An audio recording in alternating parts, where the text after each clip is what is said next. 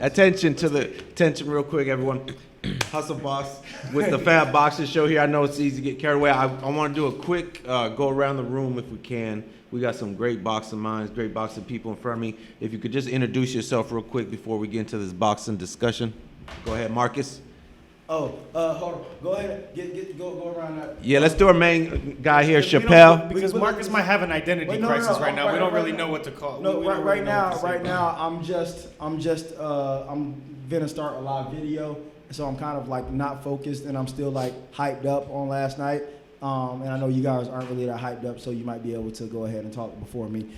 So we'll go ahead and introduce our guest first, and let me go ahead and get this live video started. Man, hey, it's your boy Lil BC, so fresh and so clean, you feel me? Brian Kennedy on the scene. Brian, first off, before we go on, March 14th, you have a fight coming up, right? Yeah. Tell us quick history, your history in the sport, and what's next with this March 14th fight. I've been boxing for about 15 years now. I started at the age of 9. Currently 9-0. It's my 3rd year as a pro. March 14th, just got to get this another win in the book, 10-0. Great stuff. Now, who else do we have here in the building? We get me, who apparently gets the fucking predictions wrong. Badly. I could have bet my life on this fight. I really could have bet my life on this fight. I'd be dead twice. You know what? I'm going to say it right now. I am now currently technically 1 year off the ring, so that makes me retired or inactive. Because of what I saw last night, retirement doesn't mean shit. You can blow up 200 fucking pounds, come back down, and then look incredible. So we'll call this me on my comeback. That's what I'm at. I'm on my comeback. Man, Marcus jinxed everybody, first of all. He did it twice, bro. He did it twice. Richard Comey. I concur. Richard Comey. Comey had a big... I thought Richard was going to beat Teofimo. Let me finish. I thought Richard was going to beat Teofimo. Marcus had to open his mouth and say, no, it's not going to happen. He's going to lose. Richard gets knocked out. Cool, okay. No. How did Richard look in camp? Wait, hold on. We're not done with the introductions. We'll get into all of this after the introductions. I know you want to come down on me and talk about how I'm the oracle of boxing and I'm bad juju and everything. But let's go. Okay. We just see it now. Oh, I'm sorry. I'm sorry. Okay. Yeah, they think I'm the bad oracle. But I'm Marcus Willis, a professional boxer born and raised in Fort Myers, Florida. Oracle, as Mr. Brian Kennedy Jr. says I am. And, doing this podcast with Hustle Boss and my boy Devin Jackson, F.A.B Boxing Show. And so we going to kick this thing off. Devin's going to introduce himself. I'm Devin Jackson, born and raised here in Fort Myers. Quite disgusted with how things went down this weekend, but we're going to go ahead and analyze this fight. That's what I do. Y'all are so salty. Y'all are not even introducing yourselves, man. Because it hurts. Where are your introductions? We don't know who you are. We just know that you're hurt. Nobody needs to know who we are. They just need to know how we feel. Right. How we feel we gotta is more express important this. than who we are. I don't think people understand. Like, I'm a real diehard. Well, I like Gervonta Davis over everybody, but I like Wilder too, so my heart broken. I cried, bro. And then it's like you spoke it into existence, what makes me not like you right about now. Because that's the second time you done that. So, like, I don't think I'm going to talk to you about boxing ever. my heart is really crushed because of you. I don't think that would have happened if you did not say anything. I think Wilder would have knocked him out if you didn't say anything. But because you spoke what exactly happened last night in existence, it happened. And now I don't think I want to hang around you no more, bro. Because it seems like every time you speak on somebody I like and you say, this is exactly what's going to happen, it happened. And that's twice now. So, yeah, you got to go. If y'all want a successful podcast, get him out of here. And tell him like, how you feel about that, Chris? Bro, he got to You go. know what? I thought it was an excellent fight. I thought it was great for boxing. Just to both guys, with the heart Wilder showed the grit. You could tell he wanted to hang on to his title so much, but then just Fury, you just have to give it up to him. It was just one of those great nights, for the sport. Cool. Yeah, so this is our guest, Brian Kennedy Jr. and Dario. Look at Dario face. I'm a regular at this point. You're regular now? I'm a regular at this point. But Okay, let's get to, I am not, no matter what I would have said, it wouldn't have changed anything. Honestly, I think it would have changed something if you did not say it, bro. That's twice now. No, Marcus, I'm telling you, that's bro. I know what I'm talking about. That's twice, bro. That happened. That's the second If you know what you're talking about, why didn't Wilder win? because you said something that wouldn't have happened, bro. That really wouldn't have happened, bro. If you didn't say that was going to happen, that's twice now. I'm telling you, it's because of you. I'm sorry, I just know boxing. No, That's all you that got is. a bad aura. You the type of person that know how to make brooms stand up without any wires and everything. I'm telling you. Because when I do it, I can't do it. Now, like, Marcus- as soon as you said something, it happens. Like, come on, dude. Why did you like Fury so much in this rematch? And Well, Go ahead. okay, so the thing is, man, I'm a boxing technician, and I know boxing. When you have somebody that's not seasoned and doesn't have the boxing pedigree like Deontay Wilder, and you have somebody like Tyson Fury who's been around boxing all his life, comes from generations of boxing, that's supreme. Boxing fundamentals and boxing technique will always beat the power puncher. Yeah, Deontay has a devastating right hand, but he doesn't have the boxing skills. When you have somebody like Fury, who's seasoned, he's a seasoned boxer, has great defense, and one of the best, has some of the best footwork and most elusive heavyweights that we've seen. Wilder was in for a rude awakening, just like the first fight. He outboxed him, showed that, he exposed Wilder. And with this fight, he put on a healthy 20 pounds. And a lot of people were saying that Fury's out of shape. He's not gonna win. Wilder's right hand is too strong. He put on 15 pounds or whatever he put on. I knew that Fury was going to be too much for him. And if he said he's gonna go to him, that 20 pounds that he put on, it helped him be able to absorb any shots or any power that Wilder had. And he pressed the fight. You got somebody that's green. No matter how Wilder has 40-something fights, but he's still green. A lot of his fights haven't went the distance. So he got this. He's still learning as a world champion. He's still on that learning curve. So you get somebody that's experienced like Fury, that's in his chest the whole night. He's in an uncomfortable. Like Wilder has never been in that position before. He was uncomfortable. He was uncomfortable the first fight. And with the pressure that Fury brought and the weight that he brought, he laid on him. I knew that Fury was going to win just because of the skill set, the fundamentals, and the experience. Great stuff. Anyone else, what stood out to everyone about last night's fight? Like what really, whether it was good or bad? I know it was emotional for some people, but what stood out last night? No, listen, we have our favorites. We want to see our guy wins if we do have a favorite. I've been a Fury fan since 2015. I've been not a Fury fan, Wilder fan. I've been a believer in him. I know people were saying he's overhyped. The one thing about Wilder that I think you said Fury right the first time. No, I said I meant Wilder. The thing about Wilder is that, give him credit, he has been consistent. He has been consistent with his career. He has been disciplined. You haven't been seen. There's times. The only thing I didn't like about the result of the fight was that maybe Wilder made too many excuses about what was going on. It's out the window. Whatever circumstance you were going to put that night, whether it was a busted eardrum or not, I don't think he was winning that fight at all. I think last night there was no way in hell he was winning the fight, as much as I wanted to see him do it. But what I got from Friday's weigh-in, I did not think anything positive about Fury weighing 273. I thought that was way too heavy. I thought, and even though he didn't look round like Ruiz did when he weighed in like close to the same weight, to me, I thought it was going to be Fury with a weighted vest coming in on Saturday night. That's what I thought. It was going to be. He was going to be heavy. He was going to be flat-footed. And then when Fury promised that he was going to stay there and slug with Deontay, I said, well, he's going to have to, because there's no way he's going to dance around like he did the first fight. It was really a different fight. It was really a different fight. Ortiz, when he did the rematch, kind of did the same approach. Hit angles with Wilder, just like the same time until he got lazy. I thought that was what was going to happen again, to where Tyson was going to get a little bit aggressive and walk into it, because I thought Wilder tried to get it too much the first fight. I think that's why he was missing a lot. He looked a little bit silly. But I was very impressed with Tyson. Honestly, it's a very humbling fight to watch as a fight fan and as a boxer yourself. I mean, it was really, as much as, it's a tough pill to swallow, it was really a boxing clinic that he put on him.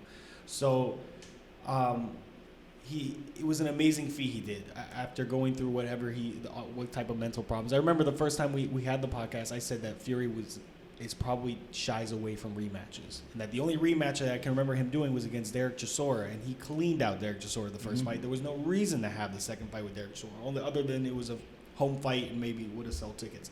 I said Deontay never shies away from a rematch. When they had doubts with Bermain Stervern with the whole dehydration thing, he said, let's run it again. Same thing with Ortiz, and then he did the same thing with Fury. It was that confidence that I said, Wilder's bringing so much confidence, so much belief in himself, and I thought, like, when Fury had the chance to do what happened with Klitschko, I'm not saying that it was the whole reason, but it could have been contributing factors of why he was kind of falling apart. The pressure was on him. And he had an easier scenario for him because he was going to be back in England. He did the impossible by going to Germany. Then he had it was a lackluster fight for both of them, but he took the belt. And I thought that maybe Fury he shies away from rematches that are kind of like toss-ups. But he went in there. I thought he was really taking the piss about it. I didn't think he was taking it seriously. But, I mean, he for people that did not see it coming, like most of us, right. He really, really, really, really played us. That's what it was. It came out of nowhere. Yeah. So however you slice it, whether it was an eardrum or not, whatever happened in the first, second, third round, Deontay was not winning that fight. Mm-mm. No way. No way. After the first two punches that he hit him with, I thought, okay, maybe we need a little bit of more. But because it was not coming. And for people criticizing Deontay's coach for stopping the fight because Deontay, only that right hand was not coming. After round 3 and 4, you did not feel like that right hand. He didn't have his legs under him. Me, intellectually, watching the fight, I did not think for a chance that right hand was coming. You were hoping, but you could tell. The shot was done. After 3, 4, 5th round, forget about it. Wishing on a prayer. Now that's what it was. Could I get Devin and Brian's thoughts? I believe you guys were going, Wilder. What's it like seeing last night's fight? I'm not surprised Fury won. I'm just surprised he won the way he did. That's what shocked me. I always said you got to be perfect for 12 rounds, and goddamn, he ended it early. But during the weigh-in, I saw him pack on 23 extra pounds, Fury that is. And the first thing I told Marcus was, I think he'll be there for the right hand from Wilder. And for the first 2 rounds, he kind of was. Wilder was landing that right hand much earlier than he did in the first fight. But then before the knockdown happened in the third, I saw Fury start to land his own right and started popping a hard jab. And I was like, shit, Wilder might have to make some adjustments.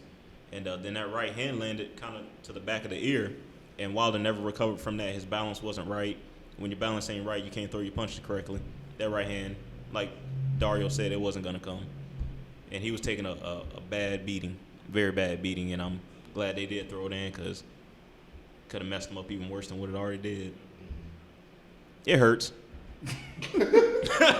Yeah, I mean, what Fury did, Fury boxed very smart, and he kept the pressure on him. You did not see Fury retreat at all. He stayed on top of him. And when they got in close, he put that weight on him. And he didn't get tired. Yeah, he didn't get tired. And he danced. He boxed. He was on his toes. He moved around. He danced. He did whatever he wanted. He kept Deontay uncomfortable. He fought like a big man. Back foot. Yeah, he fought like a big man. Yeah. He fought like he was King Gypsy. And but he kept constant pressure on him, and Deontay stayed on. He was uncomfortable the whole fight. He got mauled. He did. He got mauled. He got bullied. He fought like the big guy should have. He didn't fight like Ruiz with the extra weight. And I remember we were talking about it that Marcus thought that the extra weight was going to make a difference for him taking a punch. And Dev said it right to where I believe that right hand is not prejudiced against weight. Whatever weight you are, when he was 207 fighting against Ortiz, who was 260, He got hurt the same way. That the right hand wasn't. But the thing is, Fury used his weight right. It wasn't to take punishment. It wasn't to take more punches. It was just to impose his will, his size on. Even though Wilder did come in bigger than he's ever been, he was imposing on Wilder. There was no way. Wilder was never the man in that fight. That was the problem. He never got the momentum. He was never the man. So I don't think it was like how me and Dev said, or how Marcus said that the weight was going to help him take the punch. It was very imposing. He was just a big figure in that ring. You could feel it. But he did take the punch because he landed the first two rounds. The first 2 rounds I gave to Wilder, and he landed some nice right hands, and Fury just ate him. It wasn't those right hands like you see him hit, because he was on his back leg for the most part. So he didn't get everything into it. And then the first 2 punches, the first 2 right hands that Wilder he reached for him. Obviously, it's because Fury did a very good job backing up and keeping distance on. So the only thing that I thought that the big punch that was going to come was Fury getting a little bit overexcited and he was going to walk into it. That's how Fury catches you, when you're walking into something. He did that to Spielka. He did it to Ortiz. Just people that made an error for half a second and then he catches you walking in. Rarely, he gets people like Malik Scott and all that stuff backing up, but those are different types of level opponents. I'm talking about high quality opponents, as those guys had to walk in, and that's where I thought the right hand was going to come. And it didn't. Looking at the future, how does Anthony Joshua factor into it? How does Wilder bounce back? Who can beat Fury? Well, right now, I don't think anybody beats Fury. I don't think Anthony Joshua beats Fury or Wilder. I agree. AJ can box. He has good fundamentals, but he doesn't move enough. He's very stable. More stationary for a guy like Wilder. No. I'm putting my money on Alexander Usyk. No. What? On who? But it's like to beat who? Joshua, Wilder, which one? He'll beat Joshua. I think Alexander Usyk will beat Joshua, and I think he'll give Fury a run for his money. Why do you say that? The man, for a big dude, that man can move. He's like the Lomachenko of the heavyweight division. That dude's smooth. Maybe that's the one hope I think that possibly maybe Fury. Now, everyone else, no. Unless Wilder gets a third fight, and then I'm going with Wilder again because I think Wilder will come back different. Hey, they say if you keep hitting your head on the wall and it continues to hurt, eventually you should stop. No. I'm not rooting for that man, bro. I don't care, bro. No, they don't. No. I'm sticking with my dog Wilder. I gotta root for my dog Wilder. If they have a third fight, I'm still going with Wilder. I think Wilder will pull it off some way, somehow. Well, I'm gonna pray. But still, I gotta root for who I like. That's who I like. I'm going with Wilder all the way. That's my favorite heavyweight, period. So that's who I'm rooting with. Would you bet on him?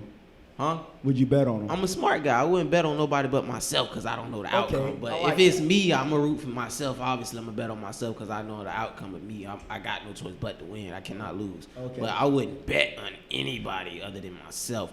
But if I'm going to root for people, obviously, I'm going to root for the guy I like. Maybe you need to stop speaking stuff into existence and that wouldn't have happened. I'm telling you, I think it's you, bro. That's happened to me twice because of you. You say something that's actually going to, and then you go into details with how it's going to happen, and it really just happened. And I'm like, dude, something ain't right, bro. I'm the hammer that's hitting the nail. It's gotta be you. I'm telling you, something about you ain't right, bro. I just know boxing. No, you making brooms stand up by themselves. I'm telling you something. I'm not the Oracle, bro. Something ain't right, bro. It's something around you that is just causing things to happen now. That's twice now. You done did me like that twice now. I'm sorry. I just know boxing.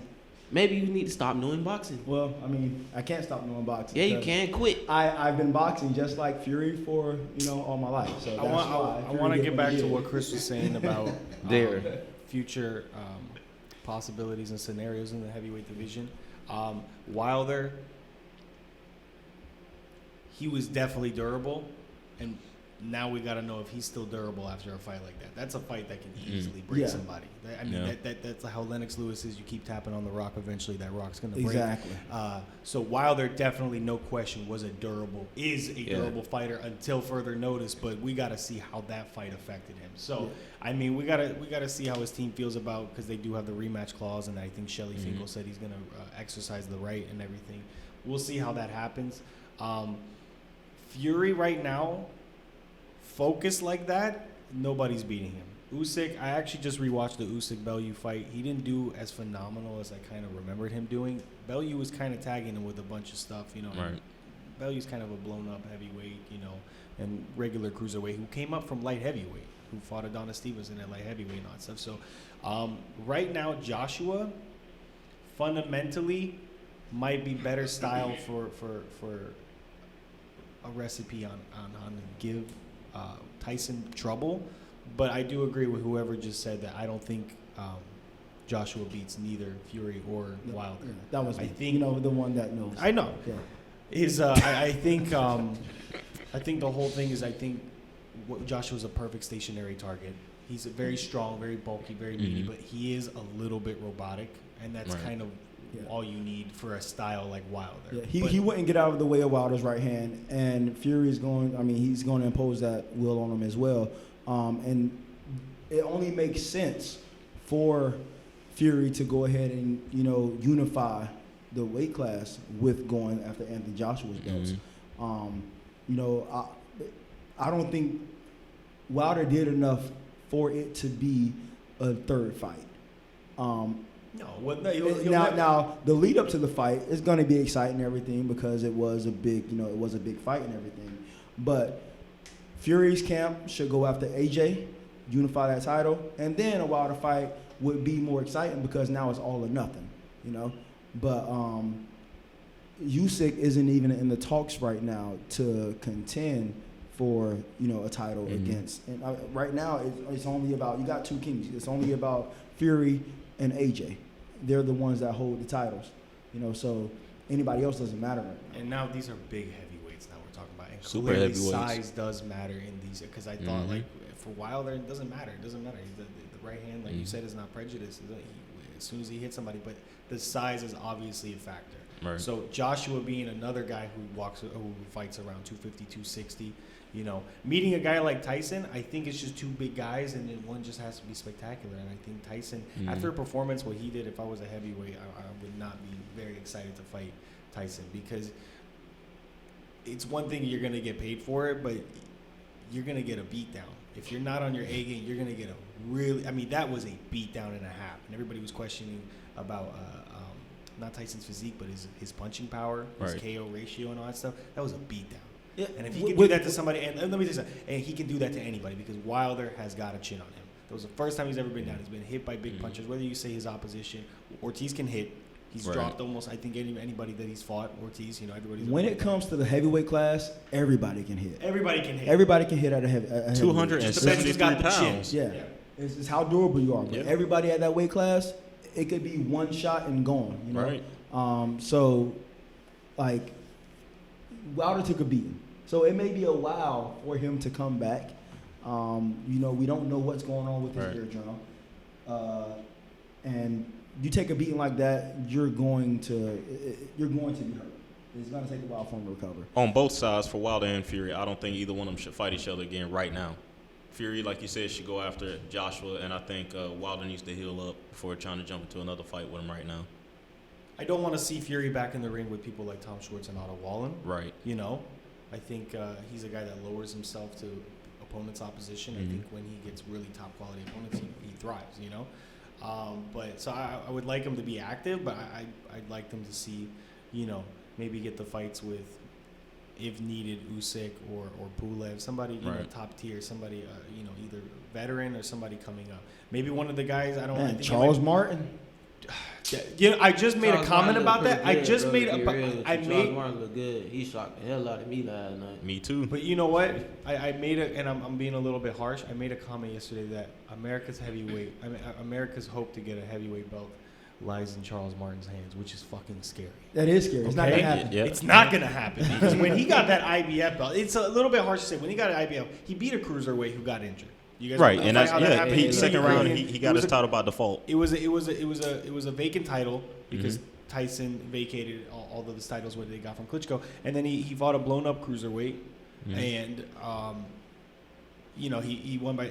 And then he lost it very fast. He lost it immediately to Joshua. He got cleaned out in 1-2 rounds. The fact that America's best chance right now assuming Wilder takes some time away from the ring, that America's best chance to get a fucking title back in the heavyweight division is Charles Martin, is fucking scary.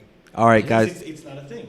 Now, also, you know, my man Chappelle in the back, Brian Kennedy, I heard you speaking about, real passionate about Tank Davis. And the lightweight class in general is a hot division as far as Devin Haney, Teofimo Lopez, and Lomachenko look like they're going to fight. Ryan Garcia just had a great knockout. Davis, going around the room, what do you guys think of 135, and who stands out to you? Big 8 runs the weight class, you feel me? My dog runs it. Nobody beats Tank. Hands down, that's the #1 pound-for-pound fighter in my mind. Yeah. You got a sick and twisted mindset. Hey, look, I have the right mindset. I believe in who I believe in. Tank is the best. No one beats Tank. Yeah, he running through all of them. Teofimo, Ryan Garcia, Devin Haney. I like them. I give him credit. I like them. But I don't think no one beats Tank. No one beats Tank. I don't feel that way anymore. Where you at, Devin? I think a focused Tank is a hell of a thing to deal with, but after that last one, that version of Tank, I ain't like that. Okay. That was bad. You're right. I give you that. That wasn't a focused Tank, though. Right. That was not a focused Tank. But Willie focused. I think he thrives on who the opponent is. If it's opponent like he knows, like I'm gonna beat him regardless of if I'm focused or not, then he tends to not train. Like I follow the man heavy, which is no homo, but I follow that man. That's who I look up to. Like outside of Quentin Marcus, that's who I look up to the most. Outside of Quentin Marcus, like that's my guy. You understand what I'm saying? So I follow him, like, cause that's where I want to be one day. You gotta find a new role model. I feel like, bro, listen what I'm saying. When the man is focused, he cannot be beaten. I'm telling you right now, I've seen the man spar, I've seen the man train. When he's focused, he cannot be beaten. Even when he isn't focused, it's still hard to beat him. Look what he did to Gamboa, and he dropped him in the first 2 rounds. And that wasn't even a solid Tank. Gamboa is a shot fighter. He's been in it for a while. So, and he couldn't beat a broken leg Gamboa. Like Gamboa had a ruptured Achilles, and Tank couldn't get rid of him. You know what? I gotta give you that. But I gotta take that away from you now, cause you know what? It took Terrence Crawford how many rounds to knock down a Benavidez who was shot in the leg? You talking about Gamboa? Yeah, but he making a point about the leg situation, right? How many rounds did it take Terrence Crawford to knock out Jose Benavidez, and he was shot in the leg? I don't know about him being shot in the leg, but he got shot in the leg. Was his leg injured? That guy. His leg was not injured in the fight. Hold on. His Achilles got ruptured during the fight. If that Jose fight Benavidez got shot prior to the fight, so if he was in the fight, he was healthy. If Tank couldn't get rid of a beaten fighter at that moment, no, it's not going to happen. That fight was at 147? Hold on. An unfocused Tank doesn't beat a focused Ryan Garcia. And Ryan Garcia is focused as hell right now. I give you that.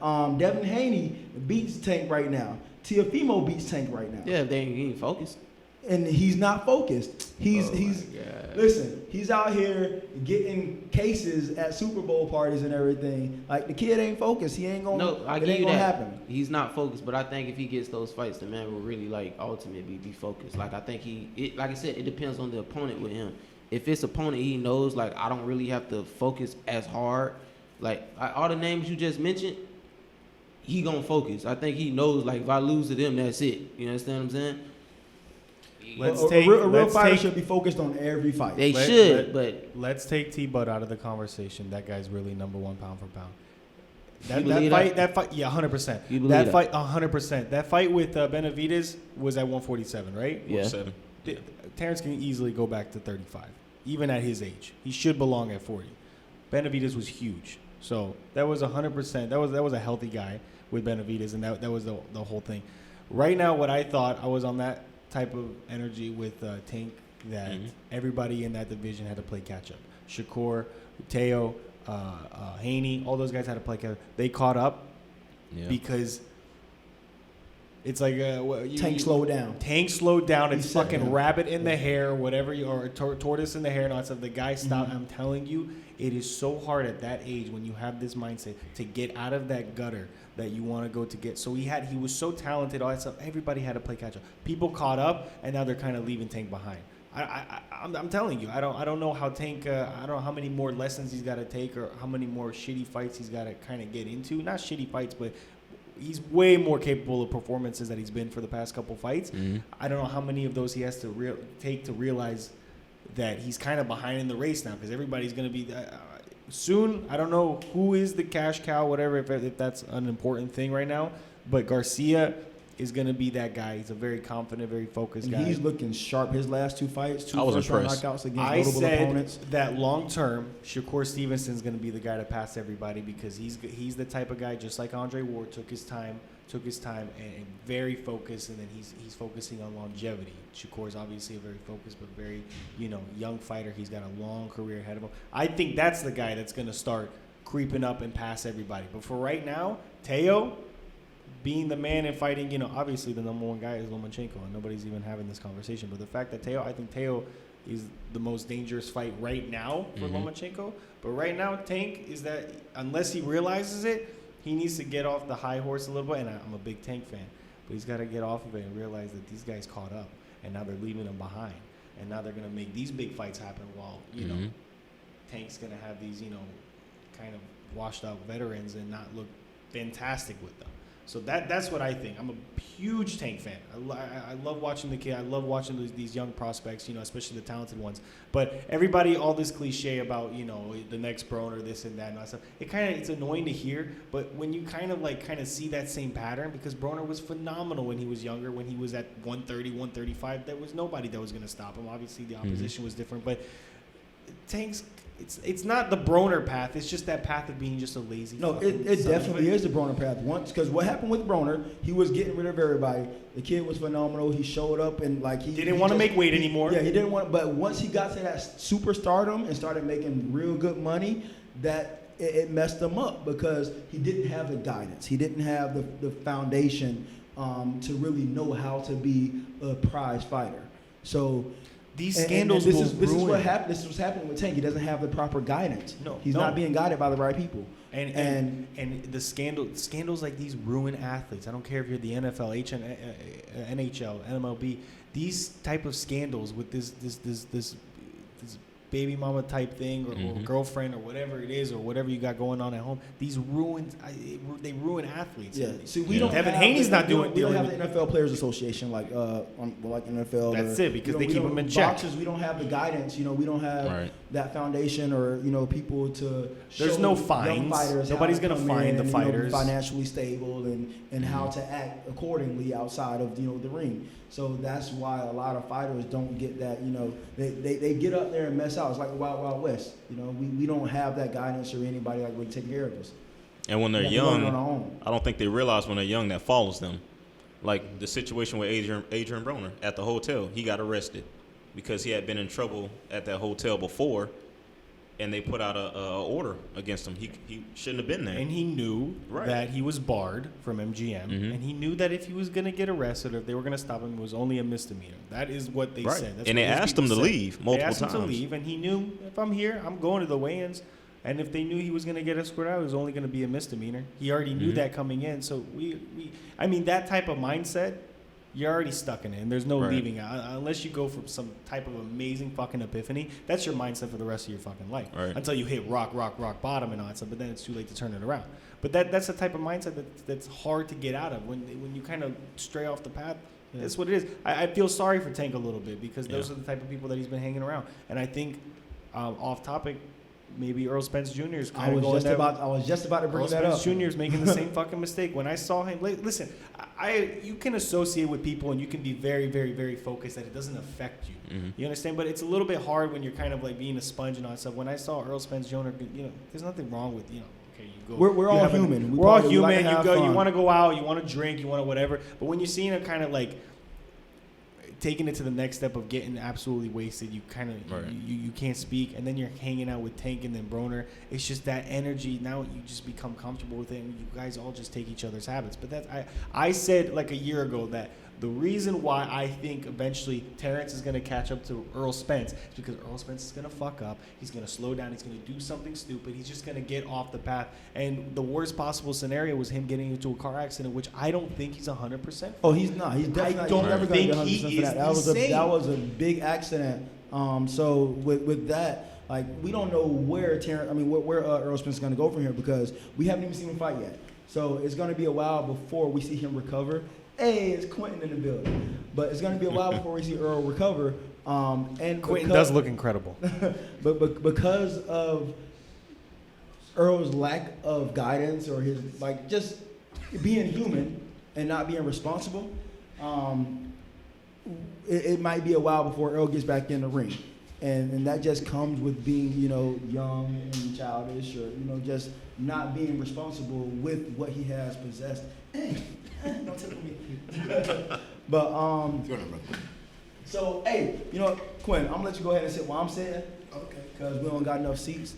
But we can go ahead and double back around to this Tyson Fury. Yeah. Oh, they Absolutely. finna Absolutely. See, they finna throw salt on it now. Look. Because we got another Fury fan that's in here. It's 2 versus 3 now. So. No, it's not. We're replacing you, so it's a little bit leveled still. I'll still be here with the gypsy spirit. That's actually a good point. I actually wanted to make a note about that. Oh, with the licking of the neck. No. Oh, That's gypsy hexing. I agree. I wanted to get into the whole point of how Fury fought with a lot of spirit and a lot. I mean, like these spiritual fighters that kind of focus on this type of, like Mike Tyson and Evander Holyfield and all that stuff. Mm-hmm. Like he fought with that type of passion and spirit. Like that was crazy. That was crazy. Inspiration, however you want to say it. It was very passionate. You can see it was very impressive the way he kind of held himself and how he.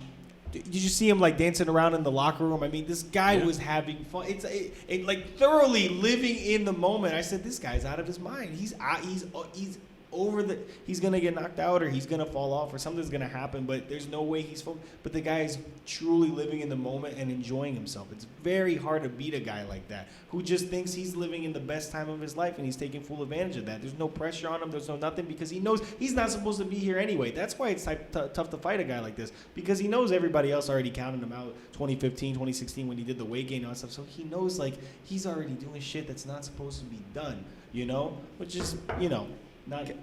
Got you. Quentin, we have a guest in the building, a professional fighter, Quentin Willis.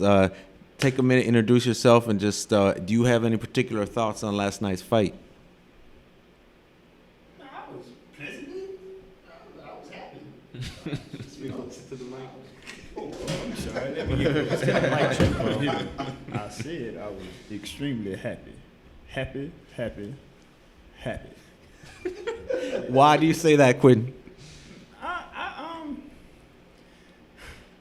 don't dislike Deontay Wilder, but being a boxer is Like all frustrating. 3 of us. Yeah, all 3 of us are boxers. 4 of us. And oh yeah, absolutely. Everybody. It's a gang of boxers. But what I'm saying is, it's frustrating to have. Of course, you got to punch his chance, but that was his only chance. Technically, he was not a good boxer. When have y'all seen him really work and set some stuff up? He was a phenomenal puncher. Tyson was a puncher, but Tyson could box. You seen Tyson footwork, movement. I just never was a fan of him because he never really. It didn't seem like he worked to set any shots up or to. He got beat with Ortiz.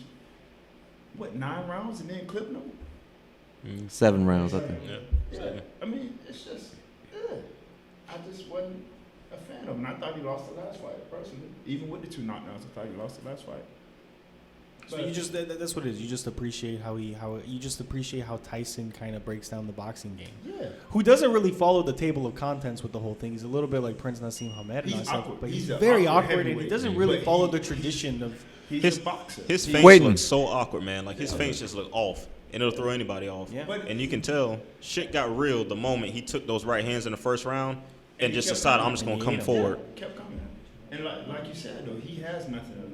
Mm-hmm. He's in a better place. And He's a madman. That's what it is. He's a maniac. But also it works. in a better place. He is in a better Right. place. Mentally, spiritually, I think that's what it is. Quentin, who can beat Tyson Fury though?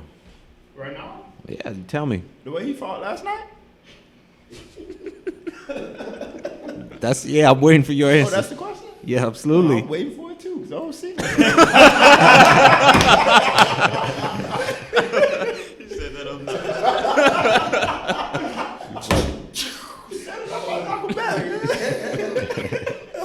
Who can beat Tyson Fury? Right now, nobody, man. I don't see the way he fought, the way he feeling himself, and he's enjoying the best advice I was ever given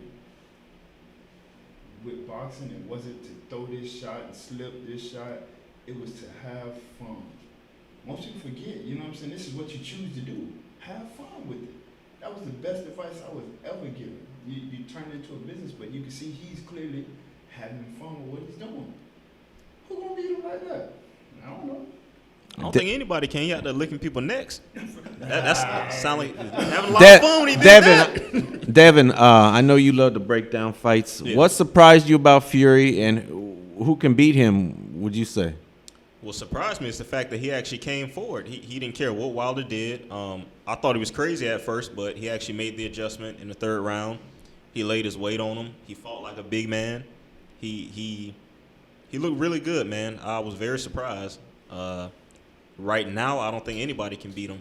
I like Usyk, but I haven't seen Usyk in there with the big guys yet, so I don't know how his weight's going to hold up at heavyweight.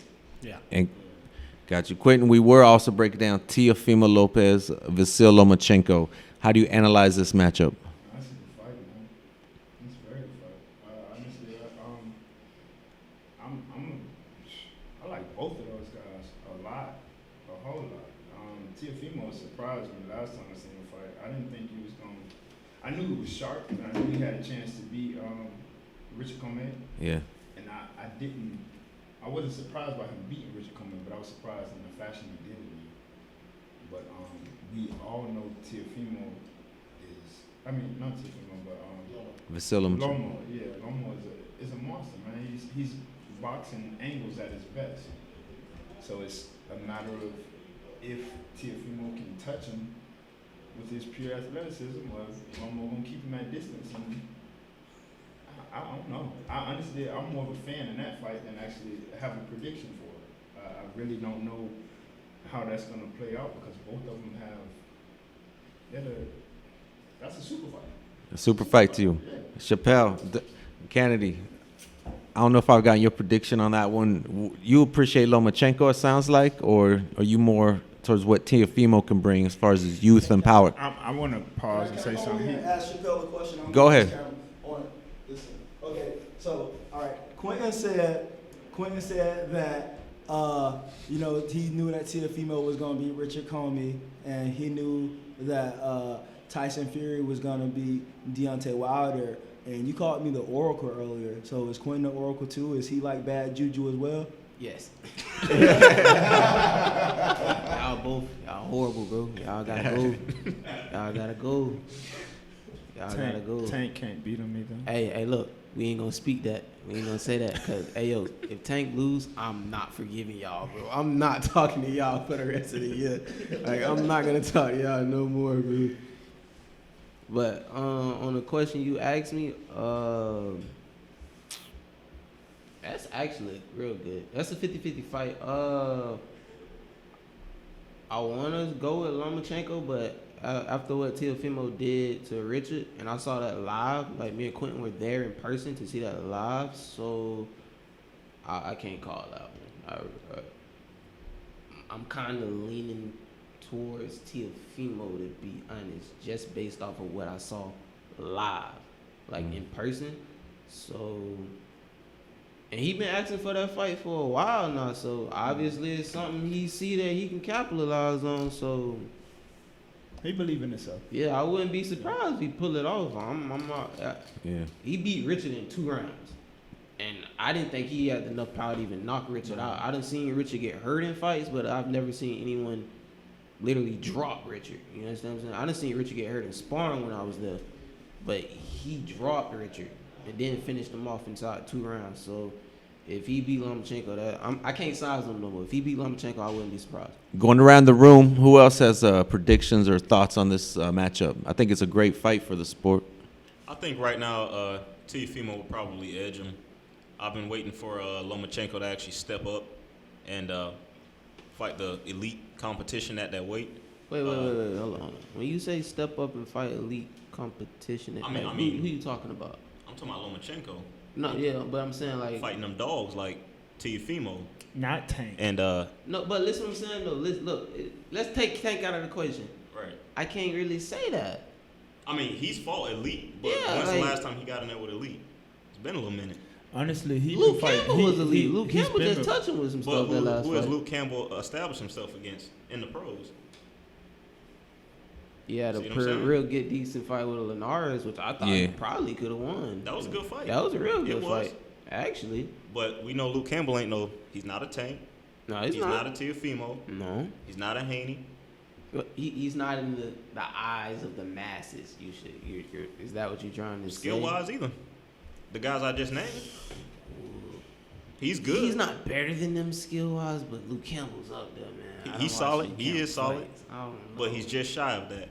I want to see Lomachenko get in there with those guys at that level more often and stay sharp. The Like problem right now, is if he he's just jumps in smaller, there, though. he is. He's fighting above his weight class, so He you're is. asking him to get in there with guys that's at his level. There's nobody Mhm. at his level that's naturally his size. Right. So he's moving up 2-3 weight classes. But he there. He got to fight Oh, now. he's there. He's definitely there. Yeah. He run into I think creme de la creme. stylistically right now, I think Teofimo gives him the most problems at the moment.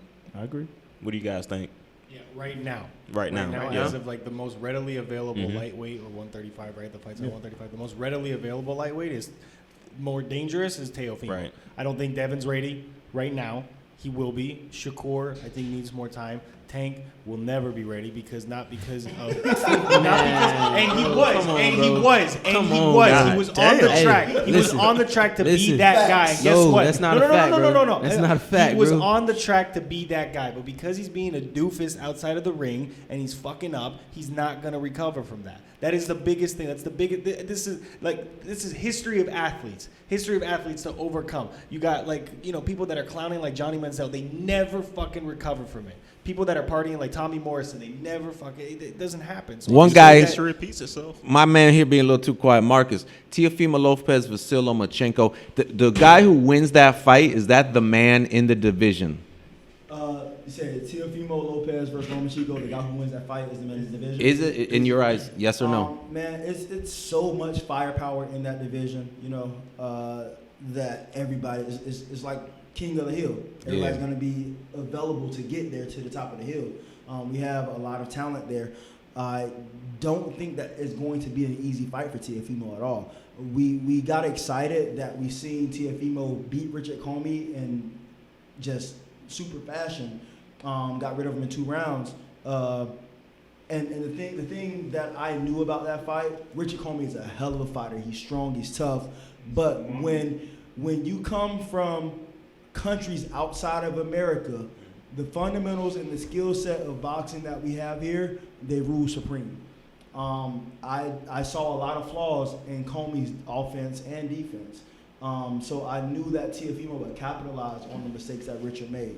And regardless of how much I love Richard, I knew that Teofimo was going to beat him. And then I was super excited. I'm like, yeah, Teofimo's gonna beat Lomachenko. Teofimo's gonna beat Lomachenko. But Lomachenko, he's so fundamentally sound and so versatile. His footwork is phenomenal. We can't forget who Lomachenko is. That footwork is going to pose problems for anybody. Teofimo's youth and power and speed, it's going to pose problems for Lomachenko, but it's going to be a fight to where we really won't know what happens until it happens. And remember, Lomachenko's not getting any of those fights until those young cats believe they're ready. So that's Right. what's impressive about Lomachenko is that he'll fight the guy who's thinks he's ready and at his prime, like Teo right now probably or whatever, and because he believes he's ready. And then when he most likely has a good chance of beating Teo, then he's got to wait maybe a little bit longer to win one of these other guys, Garcia, when they feel ready to take the. Right. That's what's impressive about Lomachenko. I'm not a big fan of him, but I gotta admit that he's gonna be fighting these guys when they feel they're ready. They're not. He don't have that leverage to where okay, step up, let's get it right now. Loma's now also gonna be playing the waiting game, so every version of the guys that he's gonna fight are the people that believe they're ready for it. That's when they think Teo believes right now he's ready for it, so which is a big thing. That's a big factor to when you believe that you're ready for that fight. And then when he's done with it, now he's got to wait. Who else is Devin? Does he need a fight or two? Maybe he does it. He will take that fight or two. And now Devin feels like he's ready. And Lomachenko's taking the most confident version of Devin Haney, and then on to Ryan Garcia, and then maybe Shakur Stevenson. That's the whole thing, is that he's kind of just waiting when these guys feel like, oh, I'll wait until you feel like you're at your best version or something like that, because you can't make them get into the ring. And then eventually, so right now, you got people like Tank that say, they want to fight this and whatever. But when they feel ready, then they'll take the fight. But right now, Teofimo is the most readily, and Tank, I'm telling you, is going to be in last place to get ready, right. or who's going to get ready for that Loma fight. Prediction time, guys. There's a fight coming up this weekend that we can't. Let's give this fight some shine. Jesse Vargas going to face Mikey Garcia. I really want your thoughts. Quick breakdown from each person on this matchup. Stylistically, how you break it down, and what could be in stake for the winner. I think Mikey Garcia, he'll get the win. I think skill-wise, he's got a better IQ. He's got better skill. I think Jesse's faster. But we all know Mikey has great timing. But after this, if he does get a win or lose, he need to go back to 140, campaign there, and stop playing with that fire. It's a welterweight fight? Yep, what's that, 147? And I think I read Mikey did express interest in facing a guy like a Josh Taylor. Mm-hmm. So, that's Josh Taylor, he got to be careful with Josh Taylor, though. Yeah. When he beat Regis Prograis, I was impressed. Yeah, the way he beat Regis, that excellent Regis fight is too. strong. And Regis is a great fighter too. Him and Mikey would be good, but they may talk at Regis and Maurice Hooker. Mm-hmm. I think Garcia is going to win. Okay. I think Mikey's going to win. I think he's more fundamentally sound, and I think it's a decent style fight. It's a kind of I believe it's a safe fight for Mikey. I don't think Jesse's Really? I don't think Jesse's going to be maybe too impressive to where Mikey's going to feel like he needs to make a whole bunch of adjustments. I think he's going to stay basic, and I think he's going to win a 12-round fight or a 10-rounder. But I do think, he needs to campaign back at 140. That's where he belongs, and he's still got a lot of years ahead of him. Brian, any thoughts? Me and Quentin, break that fight to me down again like you did last time at the gym. He just said He said exactly what you the said. same thing. Like this, Mikey is. What? All of them said we all in the same accord right now, buddy. We riding a Honda. Straight up. Do you have objections? Do I have a prediction on No, it? objections to what we Objection said. on it? What's your thoughts? Jesse's a good fighter. Jesse's a good fighter. It's just, I don't think he's enough for Mikey. I don't think he's enough for Mikey Garcia, but too that many more fights at 147. Like it's not. that size factor gonna play a factor into that fight. I really don't know. But it's not like Jesse is a Earl Spence type fighter at welterweight. You know what I'm saying? So it's not like you just walk around blistering him and walking in front of him and beating him up. It's like Dario said. The style makes sense for him, but he needs to go back to 140. Marcus, I'd love to get your prediction. Okay, so Jesse Vargas, he is a decent fighter at 147. He did show some good skill against Keith Thurman, but I do think Mikey is a more sound and solid fighter. But Mikey doesn't need to keep playing with fire. That 147 division is full of sharks, and the longer he stays there, he's going to get hurt. So I think this should be the last fight at 47 for Mikey. He goes back down to 140 and, start doing his contentions there. But Mikey's a great fighter. I think he's just starting to bite off more than he can chew, and he's going to end up being like wilder and sad and beaten and broken. I mean, this Why fight. you had to do that? This fight doesn't need to happen for Well, Mikey. honestly, I ain't gonna be sad about that. I'm not a huge, big time Mikey Garcia fan, so I wouldn't be saddened by that. I'll watch the fight as a fan, but So you saying you did cry Hey. last night? yeah, I cried, bro. I ain't gonna lie. Yeah, I cried. Yeah, bro, I cried, bro. I'm not going to lie. That really hurt my heart, bro. Like, I don't Damn. think y'all understand. Like, if I'm a fan, I'm a fan. Like, that's me, bro. I cried, bro. I can admit that. Yeah, I cried. My heart was broken. I didn't think it was gonna happen. I didn't see it happening. It happened. Dario cried too. I didn't cry, but I just thought it was really funny that it was me and every black person over there that was watching. It was very, very, very down. And then we had Right. one, Except for this guy. Yeah, one bro, guy, like- one black dude jumping up 10 feet up in the air when every time Deontay went out, and everybody's just kind of like, "What the fuck is?" Bro, this they wanted guy to kill doing?" him. Like, how you gonna They get your wanted to own kill him, bro. brethren? Like, I felt like Ruckus. Which guess what? Guess what? Marcus. Guess what? Marcus is the iconic boxing fan. He doesn't see color. Right. There should be more people like him. Me, the only problem is I'm a more of a patriotic fan. Listen, you're not gonna have no English guys rooting for the fucking. Did you see him singing the song Tyson Fury was singing? Yeah, the American He was Pie. singing stuff. American Pie. Yes, because he's doing the right thing. He's getting the American Pie. But really, American sports fans, especially fight fans, we're the only ones that kind of are the least patriotic country. You got a guy from That's true. Argentina coming over here. There's not one Argentinian saying over there, I kind of hope the English guy wins. I would like to see. Nobody does that. They want to see their own win. You know, Yeah, look what yeah. Manny Pacquiao did in the Philippines. You think anybody was rooting for Ricky Hatton over there in the Philippines? No. America's that only country where I don't think there's enough patriotism. You see. That's The true. English fans, dude, they're crazy. They turn Yeah. out. Listen, we're not gonna go. There's not gonna be too many travelers, people from the States traveling to go see Deontay Wilder go fight. You know, whoever. They traveled. There was thousands of Englishmen that traveled to watch Tyson Fury fight. I think it was Tom more of them Schwartz. out there than Wilder fans. Yeah, They do that with long dude, they made the trip for him to fight Tom Schwartz. They made that fucking trip for a fight, Wow. for some novelty fight. And the same thing with Otto Wallin. Stay busy fights, however you want to call it. But they make those trips. It doesn't happen the other way around. So Marcus he should be the iconic boxing fan. He doesn't see too much in us. Me, I'm just a little bit too patriotic. All right, another great show. First, I just want to thank everyone here for their discussion. My closing thoughts: big shout out to Wilder and Fury. Those fights are what keeps boxing alive. The promotion was great. Seeing Top Rank and PBC work together to make it happen was great. Fox and ESPN, and just feel free to share your closing thoughts, guys.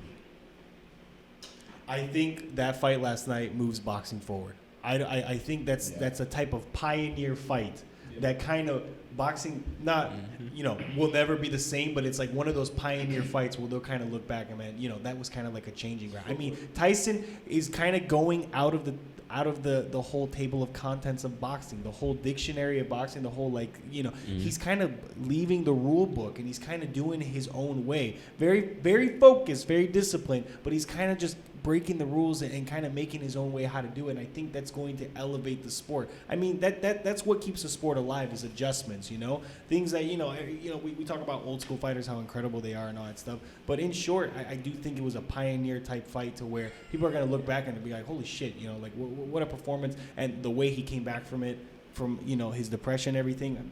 Right. This is an important thing, I think, for boxing. I think he set the tone for the year. I mean, you got to congratulate that man. Everybody else, I feel like they all got to step up to the plate now. Every weight class. Yeah. Great stuff. That's all you got. Yeah, I mean, the shit hurt. Goddamn. That's all you got. You ain't got nothing to say. No.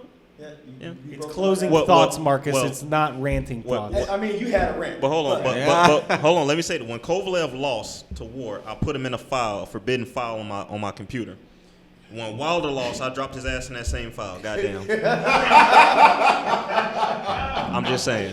All right, I'm gonna go ahead. I'm gonna slide over. And give my closing thoughts. I might want to give my closing thoughts last, but I'm gonna let Chappelle give his closing thoughts last. But just like Dario said, this was a fight that is going to move boxing in a great direction. We had two heavyweight fighters that were both likable. both heavily promoted, self-promoted, and hella fighters. There's a lot of talent, action-packed, fight in those two heavyweight fighters. So it brought so many people. It's bringing back those Tyson fights to where everybody's watching. I seen them promoting this show on The Masked Singer. It was like promoted internationally. So it's when you have heavyweight boxers who can be watched and likable. Their TV names, their TV friendly names. That's going to move the rest of boxing. So it's good for boxing. No matter how the fight happened, who lost, who won, it's good for boxing. And it's even more important that it's the heavyweight division. Yeah, exactly. I think the heavyweight division is very influential to the whole sport altogether.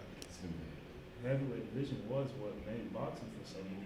Now it's like everybody cared about just the welterweights, the lightweights, and y'all right. I agree. It's a good stepping stone for boxing right now. I don't know what's gonna happen after that though, because there ain't nobody else that'll be Fury. And try to do a rematch, it's gonna be the same result. It's just, can we hope, we hope we can still get those fights to where people are like, we don't care about, negotiation. Let's make the fights happen. Fury kind of set the tone. Nobody's got excuses now. Fury set the tone. He made no excuses. He said, I'm going to fight the guy. And then even after coming off, basically resurrected from a knockout and then making no excuses and then coming back, Devin, like you said, he set the tone. Nobody's got excuses. Make the fights happen. Chappelle. BC. Kennedy. Fuck Tyson Fury, man.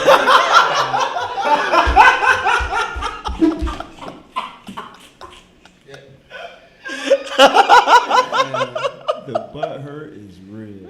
Bomb squad all day, man. Fuck that dude, Drew. Hey, listen. So you know how you light a firecracker and you throw it and nothing. Yeah. That's what happened last night. It was a dudded bum squad. That bum ain't go off. Okay, final thoughts, Brian. I'm sorry. Fuck that guy. That's it, man. Fuck that dude, bro, man. They should have lost. It's cold around. They should have lost, bro.